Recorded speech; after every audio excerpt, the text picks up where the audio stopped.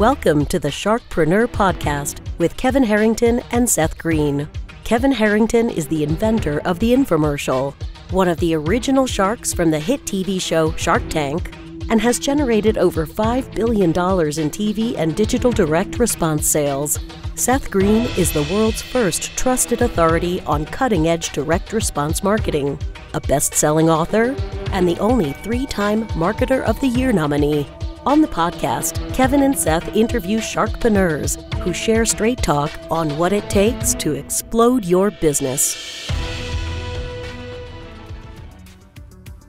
Why do so many businesses struggle while others seem to explode overnight? Do you wish you had the secret to this type of exponential growth?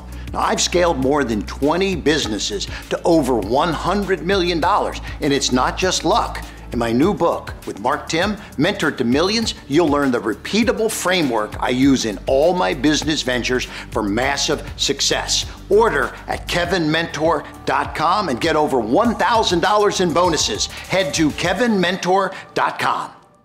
Welcome to the podcast. I am super excited for today's episode. This is a bucket list item for me to get to interview Dr. John Demartini, a world-renowned human behavior expert, an international best-selling author, global educator, and the founder of the Demartini Method, a revolutionary tool in modern psychology. Dr. John's been on Larry King, Oprah, featured in the movie The Secret, Entrepreneur, Fox News, Sky News, Huffington Post, and probably everywhere else. Dr. John, thanks so much for joining us. Thank you for having me.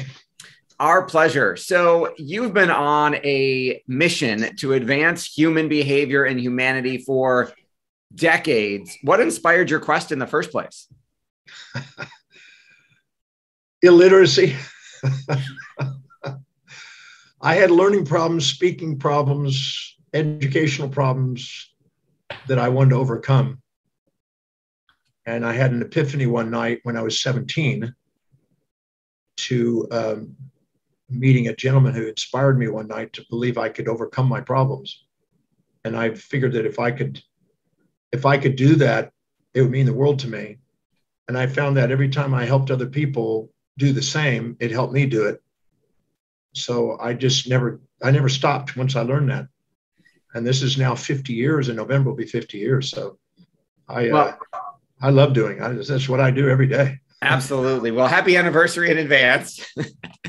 Now, there are tens of thousands of self-help, personal development, personal growth, self-improvement programs, books, tapes, courses on the market. Your signature program, the Breakthrough Experience, you've delivered it in over 64 countries to over 100,000 students to date, and that number is probably higher than that. Why do you think yours stands the test of time and is so different? Well, I've done it 1,147. I'm about to do 1,148 times. I don't know. I've been synthesizing and condensing and researching all these 50 years. And I don't know, I'm on a relentless pursuit of assisting people. I really can't tell you about all the other programs. I don't focus on all the other programs. I just focus on delivering what I can do that can serve people. And I've been doing it. And I think that, you know, the proof is in the pudding. My dad said, if you deliver more than what people expect, you don't worry about business. And it seems to be true. So I don't know. I wish I could tell you about all those other programs. I don't know anything. I don't know about all those programs. I just know that I've been dedicated to anything that maximizes human awareness and potential, and do my best to try to share that with as many people as I can around the world. And obviously you've had incredible success helping others do that. Why do you think that people limit themselves? Why do you think, what are some of the mistakes people are making that are standing in their way when they're trying to improve their lives, their awareness, their potential, et cetera? Well, every human being has a set of priorities, a set of values that they're living their life by. Many times they're unconscious of what those are. And whatever's highest on their list of values, they're spontaneously inspired from within to act upon them, and they're fulfilling. Whatever's lower, they require extrinsic motivation to get them to do it. If you require extrinsic motivation to do what you say is important, it's not important. And many times the source of that desire to do things that aren't really priority is the comparison of yourself to other people and putting people on pedestals and minimizing yourself relative to them and injecting the values of others into your life and distracting yourself from your own mission and comparing yourself. we're going to be, if we live in the shadows of others instead of standing on the shoulders of giants, we're not going to go as far. And if we're a cat trying to swim like a fish, or a fish trying to climb a tree like a cat, we're not going to appreciate ourselves. So we're not here to have a dysmorphia about who we are by exaggerating. When we see somebody in the mall and we go, okay, they're smarter than us, or more intelligent than us, or have more money than us, and make those kind of comparisons, we'll minimize ourselves. And then we'll go into our amygdala response and then look for immediate gratification, which cost us in the great achievements, instead of get on to what's highest in priority and delegate to lower priorities. I learned when I was 27 to don't do desperate things. Don't do low priority things. Stick to the highest priority things and build incremental momentum doing it. So I love teaching, researching, and writing. I just do that every day, 7 days a week. That makes a lot of sense. Now, you have had a very interesting take on, let's say, the pandemic of the last couple of years. Talk a little bit about how you believe you can, we can use this as a force for good in our lives. Well, St. Corona has an upside too. I don't think there's anything that has a downside without an upside, or an upside without a downside. I don't look as things good and evil. I always say, if you make things good and evil, the world around you runs you. If you see neither good nor evil, you run you from within. And I'd rather have a transcendent view. And if I'm seeing something down and having an instinct to avoid it, I immediately go, what's the upside that I'm overlooking? If you're resenting something and looking down on it and thinking it's terrible, that means you're conscious of the downsides and unconscious of the upsides. And if it's terrific and you're looking up to it and you're blind to the downsides, you're conscious of the upsides and unconscious of the downsides. But if you see both sides at the same time and you're fully conscious, it's not running you, because anything you infatuate or resent occupies space and time in your mind and runs you. Anything you are really present with and balanced in and love, you run. So I'd rather go ask quality questions to make me aware of what I've been unconscious of, balance the equation, and set myself free from those labels and get on with my mission. I'm a man on a mission. I'm not addicted to success or frightened of failure. I don't look at those. I don't seek. Anytime you seek one, you are frightened of the other. If you see both of them having both opportunities, you just walk the path down the center. You have taught over the years that asking ourselves better questions results in better quality answers, can change our emotional state, can point us in the right direction. What are some of the most empowering questions you ask yourself? Well, there's a bunch of them. I mean, I got millions of them. One thing is, what is it I would absolutely love to do in life? How do I get handsomely paid to do it? So my vocation, vacation are the same. What are the highest priority action steps I can do today that allows me to fulfill that and serve ever greater numbers of people in the most efficient, effective manner with the resources I have? What's the obstacles I might run into, and how do I solve them in advance? What worked, what didn't work to do? How do I do tomorrow what I did? How do I do it more efficiently and effective tomorrow? And no matter what happened to me, how did it get me one step closer to what I'm striving for? Those are great questions. Absolutely. But also, when you're seeing something you think is a distraction or you're resenting in somebody, you just immediately go, okay, what specific behavior are they demonstrating? And then go look inside yourself. Where do I demonstrate that? And calm down the superiority or inferiority complexes. The reason why we minimize ourselves to others or exaggerate ourselves to others, which makes us inauthentic, is we're not looking within ourselves at what we see in others. And it's been historically proven in psychology that whatever we see in others is a reflection of what we haven't loved in ourselves. Wow. Folks, if you're taking notes, that was definitely a writer downer, a profound concept. What you are a big proponent of setting yourself up to win, of being in a loving, giving state. What's your morning routine? Well, that varies because I have a crazy schedule because sometimes I'm speaking all from 2 p.m. all the way to 4 a.m. And sometimes it's all hours because from, Zoom around the world today, it's crazy hours. So getting up, whatever that may be, whatever time that may be, I usually get up and relieve my bladder and brush my teeth, drink some water, sometimes do my exercise, not every day, but usually we'll have some, wash and shave and all that. Then I'll have some breakfast and then I'll go to work. And I'm either teaching, researching, or writing. And webinars or keynotes or live, or I just did a consult this morning, another meeting this morning, and now I'm on a podcast and I have another seminar in about an hour. So I keep a full schedule. I figure that if I don't fill my day with what's inspiring to me, it fills up with things I'm not inspired by. So I just fill my day with things that inspire me daily. How do you maintain your attitude and your grace in light of world events or adversities that might come your way? I don't choose to see things as adversities. I don't think that makes any sense to me. I see them as events, but I always say that if I see it as a traumatic event or an ecstatic event, that means I'm under some sort of subjective bias. As John Milton said, you can make a heaven out of a hell or hell out of a heaven. You can go in there and ask, what are the upsides? When people were talking about the Ukrainian thing, and I was saying, okay, but if you look carefully, you'll also find out that people around the world are taking people in, giving them clothes, giving them food, giving them things. And there's heroes for every villain. And for every one that's trying to destroy their country, there's other people trying to help the people. I mean, if you go and see only one side, you're going to be devastated. If you see the other side, you're going to be inspired. If you put the two together, you're going to find out that there's another experience of love in life.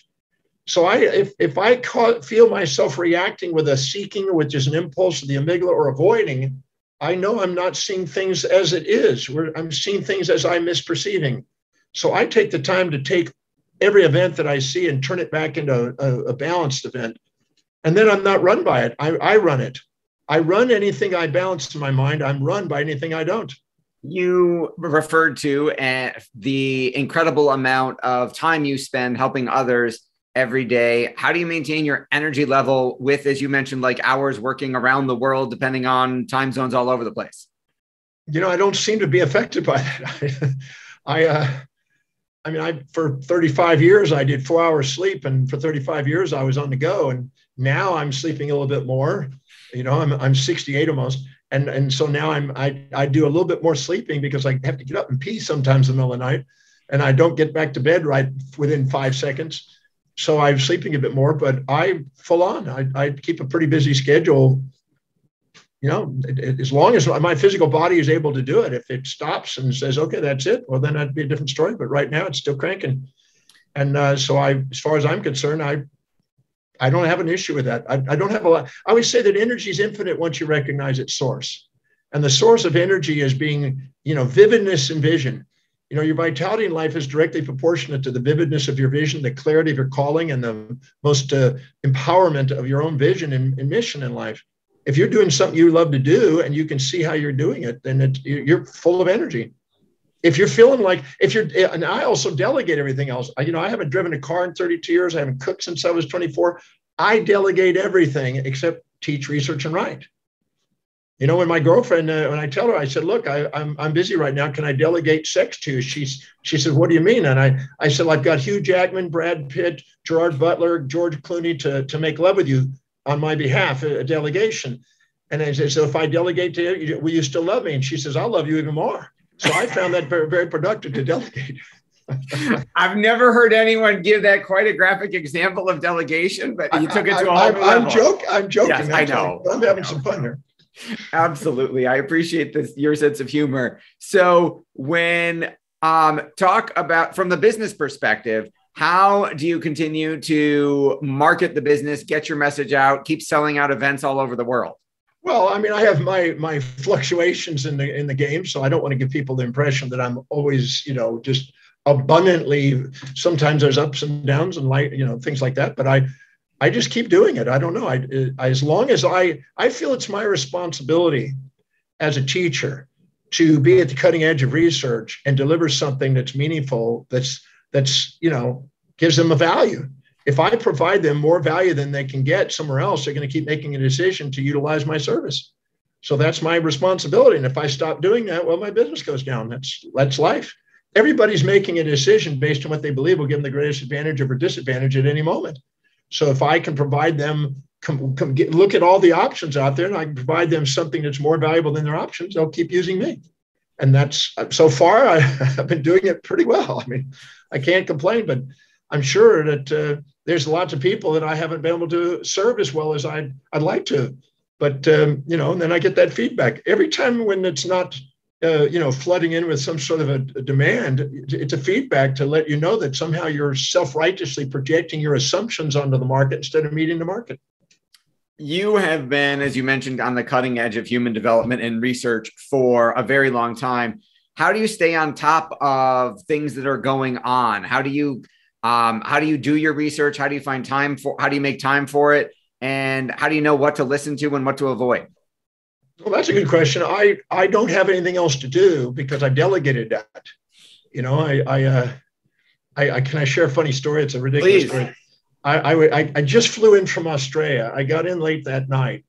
I was in my office really early at 7:30, and people started coming in around 8.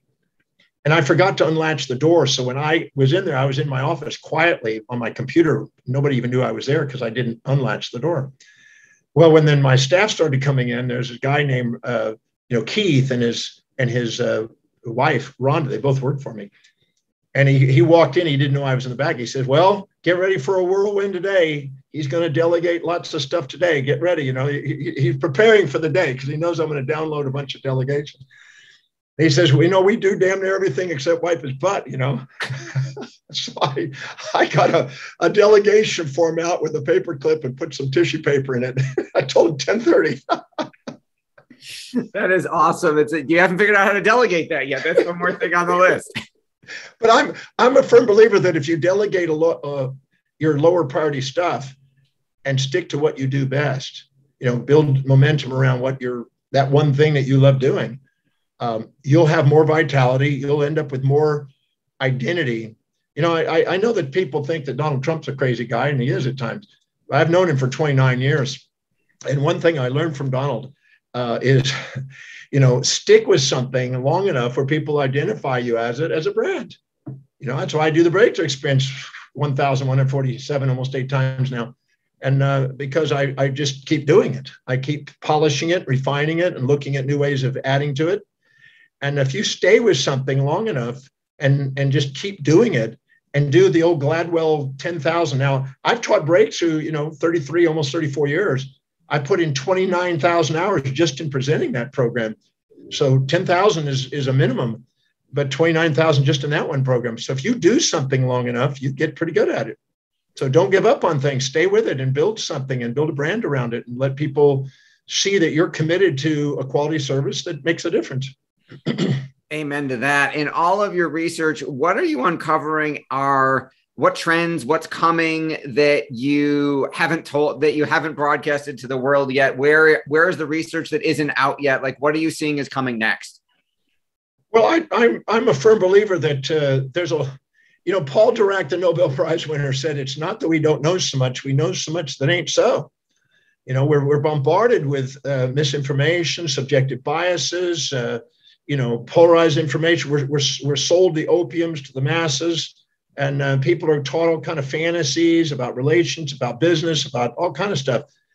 And I'm not good at that. That's not my expertise, is selling the fantasy. I'm more of a fantasy breaker and get you grounded. I just got off a consult with a gentleman, and he was expecting me to support his fantasy, and I just crushed it. I just crushed his fantasy and got him grounded with some real objective data and to make sure he was going to make profit and do things.